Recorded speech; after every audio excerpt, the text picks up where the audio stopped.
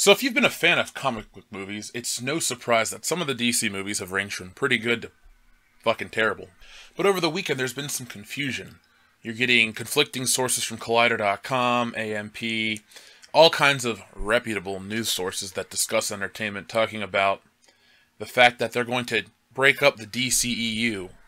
But in reality, those are just clickbaity articles, and what Warner Brothers has said was that they're not going to give up on the idea of continuity, but they want to de-emphasize the idea of all these flicks are occupying the same space. Our intention, certainly moving forward, is using continuity to help make sure nothing diverges in a way that doesn't make sense. But there's no insistence upon an overall storyline or interconnectivity in that universe. I take this as two separate things. First off, I take it as a good thing, because for some reason, DC cannot get their interconnected universes to work, or universe to work. Problem being is the fact that they are harping on the wrong things. They're so worried about certain iconic imagery within Suicide Squad, and they're so worried about retelling these epic stories from Batman and Superman's history, while at the same time trying to tell an origin of Wonder Woman, and these things just kind of don't fit. They're like square peg round hole situation where they're all shapes, but they just don't work together. Now, I think it's a good thing that DC has realized this, but I think it might be too late. Now, I'm not trying to play the doom and gloom game, but let's be honest. Only Wonder Woman is good. Batman v Superman is really bad.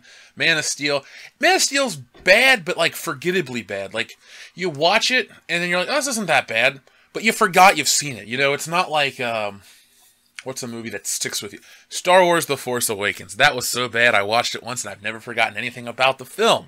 And I watched it a second time, and I remembered how much I hated it.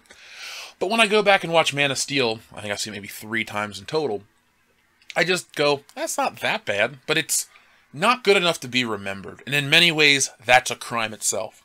Now, Suicide Squad, which we reviewed for the Patreon the other night, that is really, really bad. I'm talking difficult to sit through, because when the guys on this show are silent during a commentary, there's one of two things. Either we're really invested in the story and we're trying to, appreciate an epic moment like at the end of Empire Strikes Back, or we're bored out of our fucking mind, which is the case with Suicide Squad.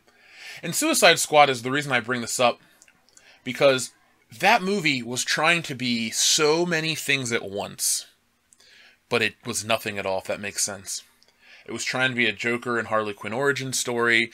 It was trying to be a Batman story. It was trying to build the Justice League. It was trying to do all these things, but nothing was done successfully. The Joker and the Harley Quinn relationship was fucking garbage. People online go, ooh, I want a relationship like Joker and Harley Quinn, thinking they're sexy and funny, but in reality, he's just a dude that, beats her ass. There's no fun, romantic twist to any of it. It's just a fucking nightmare. But the movie doesn't portray it that way, because they want to sell you this fantasy, this idealized, twisted relationship, this strange love. And it just came off as dumb. The Joker became a cuck. He wasn't the strong guy that he usually is. He's kind of beholden to her. And in reality, he's just ditch her. That's how it worked in every other form of media prior to this film. Now, I think that's a bigger problem with DC as a whole, because they've tried to take Harley Quinn and turn her into something she's not. I feel like DC looks online and they see all kinds of chicks dressed up as Harley Quinn, and they go, oh, she's the most popular character. So they give her own titles, they put her in Suicide Squad, they do all these things, they market Harley Quinn, but at the same time they did a disservice to her as a character. See, I grew up with the original Harley Quinn, voiced by Arlene Sorkin, and I liked that Harley Quinn. The cartoon Harley Quinn was awesome. I remember being a little kid, and every time she would appear on the cartoon with the Joker, I was like, yes, I didn't know who she was outside of this cartoon, but I knew I liked her. And then she would appear in all the other DC animated stuff, and then became part of the DC proper universe, and that worked. That goes to show you the strength of that version of the character. Now she looks like a roller derby chick. She's got short shorts and weird tops and pink and blue hair and all this other dumb shit. Harley Quinn's not Harley Quinn anymore, even down to the most purest essence of her character. Oh, but she was a doctor at Arkham Asylum who was tricked by the Joker into a life of crime. Yes, they got the 30 seconds of the origin down right. Everything else, wasn't right. The Joker is not a fucking gangster. He's not hanging out in the back of clubs with Common, watching Harley Quinn dance and offering his girlfriend up to fuck. No, that's not the Joker. That's something else. It's just wrong. And so you had DC who had doubled down on all these changes. You know, you had, let's bring up Collider. Collider and all these other companies that talk about entertainment are actually advertising entertainment. So what they do is they basically take the little lead that Warner Brothers throws out and they run with it and they spin it into the greatest fucking thing possible. Look at all these Star Wars channels out there. Oh, this is the greatest thing ever. Rey's the greatest Jedi, blah, blah, blah. Because they want access to the power teeth. They just want a little suckle to become more important than all of you. But at the same time, their opinions become less credible, in my opinion. So we go back to the Joker image, and Collider spins it as this great thing.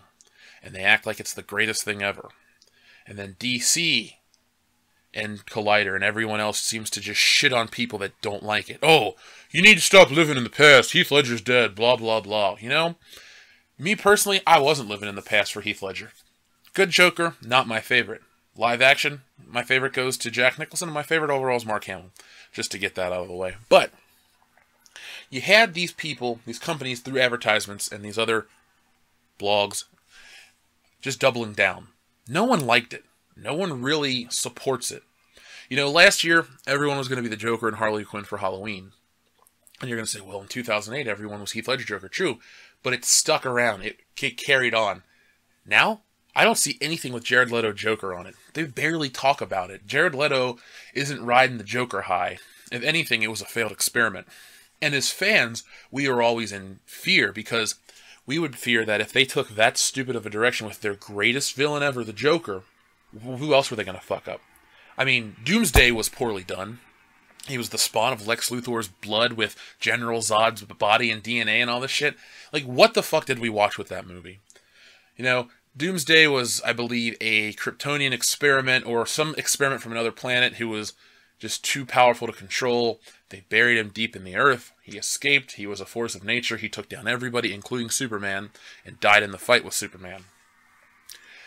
Now he's some genetically modified piece of shit, and that's dumb. And I think the reason DC is making the change now, while also trying to comfort us, is the fact that they know they've done some stupid shit. Whoever at Warner Brothers was in charge of gifting Zack Snyder the keys to the castle of the DC Extended Universe, as it's not even being called anymore, made a mistake. I don't know who it was. I don't know if they still regret it, if they are deciding that, hey, it was a good idea, it was the right thing, look at all the money we made. But look at all the damage you've done as a brand. Now, people on this channel always criticize DC films. Is it because we dislike DC? It's quite the contrary, actually. We love DC Comics. We love the cartoons. We've loved previous films. I mean, if you were to pull any of the guys that have ever been on this channel, I guarantee you at least 2 DC films are going to be in their top 5. It would be disingenuous to say otherwise. The Dark Knight's a great film. Batman Begins is a better film, in my opinion. Batman 89, the first Superman. You've had some really great DC films. You haven't had any great DCEU films. Wonder Woman is good, but it's not the greatest thing I've ever seen. I think a lot of people are so quick to say it's so good is because everything that came from it was so bad. It's like that Eddie Murphy joke about Ritz crackers. You know, if you haven't eaten a cracker in forever, you're going to say it's the greatest cracker you've ever had. Is this a Ritz? And it's a Ritz cracker effect. You know, Wonder Woman suffers from, or benefits from, being the best of the worst. It's a lot like Ben Affleck as Batman. He was good, and I'm not here to shit on him, but he was the best part of something really bad. I always question, is he really that great if he's only great by comparison to what is terrible? If you take him out on his own, is he truly as great as everyone says? No. I would rather have Christian Bale back, Michael Keaton. I'm not going to say Val Kilmer or George Clooney because that's a lie, but there have been better Batmans. I think a lot of people also get excited for this new is better kick. And the new is better kick is probably the worst thing that's plaguing entertainment right now. Maybe that's also to blame for DC's failure and successes, because you have a lot of people, no matter what the amount of quality is, because it's new, it's the best. I know a guy who basically worships anything DC. Oh, it's the best. Why? Well, it's DC, man. I gotta love it. It's Batman. No, you don't gotta love it. What you gotta do, motherfucker, is you gotta sit and judge it accurately. Was this a good film? If you enjoyed it on its own merits, awesome. But if you only enjoyed it solely because it's Batman and you give everything else a pass, you're an asshole. So real quick, before I close it out, let's end with this whole DC extended thing. Is it not extended, blah, blah, blah, and how I feel. Personally, I'm okay with them. You know what? I'm actually not okay. You know, Marvel had some missteps, but Marvel fucking went through. Imagine back in the day, I know 2008 seems so far away, but imagine going back to 2008. You saw Iron Man. In 2010, you saw Iron Man 2. But imagine when we got to Captain America. They're like, hey, after this Avengers movie, oh, don't worry, guys. No more extended, connected, interconnected, whatever universes you have. Don't worry, we're going to focus on the solely small, character-driven pictures. Because reasons. Imagine that. Imagine being pissed off. Like, I remember the hype for the Avengers being off the charts, and I remember seeing the movie and being like, whoa, this was an event. This is like nothing I've ever seen before. I've seen superhero movies. The first Spider-Man, in terms of importance on my personal life, supersedes the Avengers. But when I left the Avengers, I could just tell like everyone around me had the same experience. Like it was not moving like to tears, but it was like, holy shit, we just were on the coolest roller coaster ride ever. And people were just fucking stoked. Like normally when you leave a movie, people like it, people hate it. But when I left the Avengers, like everyone had been on this journey together and we fucking left the theater and we were pumped, you know? We loved that comedy, the action was great, the ending was great, and then when that Thanos teaser hit, people were fucking screaming and cheering. It was basically like those stupid Let's React videos on YouTube, but like genuine emotion, not, hey, let me turn on a camera for some thousands of views, like, let me be an asshole. No, this was real, genuine human emotion, and it was fucking fun. Like, just thinking about it now, I'm getting pumped. Like, holy shit, I want to go back and relive that 5 years ago. It was like one of the highlights of my whole year. Imagine, like, getting to that point, but in the back of your mind knowing that this is it. You know, it's like sleeping with the best girl ever, and then you know, like, it'll never happen again. Like, you put all this time into getting here, and it'll never happen again. It's disappointing. It's just dumb, you know? Like, I am not super excited for the Justice League film. Thor is a different story. But I'm excited enough to see the Justice League film, and then to be interested in to see where they go next. It was like, hey, I'm on this ride from 2013 to 2017. It was a pretty shitty ride, but I eventually got where I thought I wanted to go. And I always like when a company's like, hey, maybe this wasn't the best, but we'll do better next time. I don't really feel like this is, we'll do better next time. I feel like this is, hey, this happened. It's over. We're sorry. Let's move on. Forget about this. Don't pay attention to the man behind the curtain. Pay attention to what we're trying to guide you towards. This new universe. Hey, DiCaprio's going to be the Joker. We got Matt Reeves directing a Batman trilogy. Ben Affleck may not be involved, the thing you like, but hey, don't worry, guys. There's so much more to look forward to in the coming months when everything is new and compartmentalized. So, if anything, I think we have Wonder Woman to blame for the death of the DCEU. Those movies all were shitty up to Wonder Woman. But because DC is clamoring for money and success, they're doing themselves a disservice. Justice League could be the greatest thing ever. And then they're going to have to about face again. And then they're going to cause brand confusion and brand distrust. And part of me likes that, just to watch something big fall by its own, you know, faults. But at the same time, as a comic book fan, I feel like I'm being screwed. You should always get a good experience on both sides of the Marvel or DC coin. And on the Marvel coin, in the movies only, you're getting like the best experience ever. Maybe you don't like Thor 2 or something. And Thor 2 is okay, but Thor 2 is not glaringly bad or has boring elements like Suicide Squad. Like, I keep bringing it up because it's the most recent thing in my mind, but that was just a difficult experience. Just to care. So, anyway, I've been rambling on long enough. I'll just say it again. I'm kind of pissed that they're canceling the extended universe from a fan point who spent 4 years at this point, watching these movies. Because I wanted to see where they go next. I loved how the Justice League cartoon built upon itself. Like, the first episodes were the formation of the League, and then by the end of the Justice League cartoon proper, before Unlimited started, so I guess it would just be Season 2, you had the Thanagarian invasion and all kinds of shit, and like you built up these character relationships and the developments and each character felt real. They felt like a family. They felt like human beings, even if they weren't. Like Hawkgirl, she's not really a human being. With the DC Extended Universe, I expected that on film. We got it with Marvel. We've seen Iron Man grow as a character. We've seen Captain America grow as a character. We've seen Thor become human and learn what it means to not be just a god, but what it means to be human, and all these great things. We've seen Rhodey grow from Terrence Howard to Don Cheadle, so you went from light to dark. You've had all kinds of changes with these characters. DC's just not going to let it happen because they started out at a dumb place. They wanted to be at the finish line before they even started the fucking race. Marvel took its bumps, it worked through everything, and that's why it's at the top of the food chain right now. DC and Warner Brothers just assumed, hey, we have these IPs. Superman's the biggest hero ever. We're going to top everybody. And you never did. The fact that Superman is seen in the same light as, like, Ant-Man is laughable. Because if you would have went back to 1963 or 2, I'm going to guess between 63 and 5, when Ant-Man was invented and created and brought out by Marvel, Superman was wiping the floor with all of those books. It's kind of weird, but we live in a world where, like, that character, Ant-Man, is probably better received than Superman. And that's all at the fault of the people in charge at Warner Brothers. So that's been my little rant for today. I hope you got through it, and I hope you heard some things you agree with or disagree with. I don't care. I'm not looking for a bunch of sycophantic fans to just agree with me.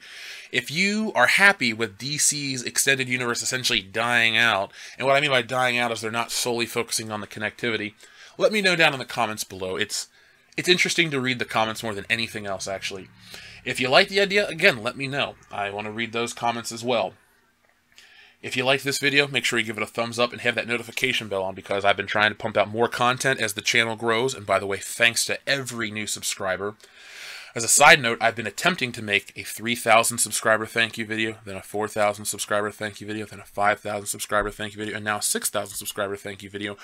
But because of all you wonderful people, the channel has grown to a point where it's getting hard to just like pick an arbitrary number. Well, not an arbitrary number, but just pick a solid number to thank you for. So I will try to put out something later this week. But as of now, I also like to thank all 3,025 of you for finding world-class bullshitters and watching our videos. I really appreciate the time that you take to watch us every week on the podcast, every day on these little videos and stuff like that. So I think we're doing our part, maybe a small part, but soon to be bigger, in changing people's minds about entertainment for the better.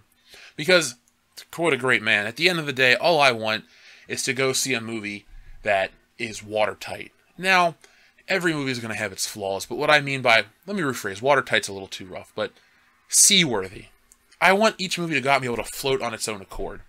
Because I find less holes in a movie like Summer Rental, which is inherently not that great, but it's competently made, unlike something like Suicide Squad or a modern Star Wars movie that relies on nostalgia or hype to sell you a movie as opposed to actually giving you something of quality. So that's my goal with this channel. Thanks to the thousands of you that are supporting us on here.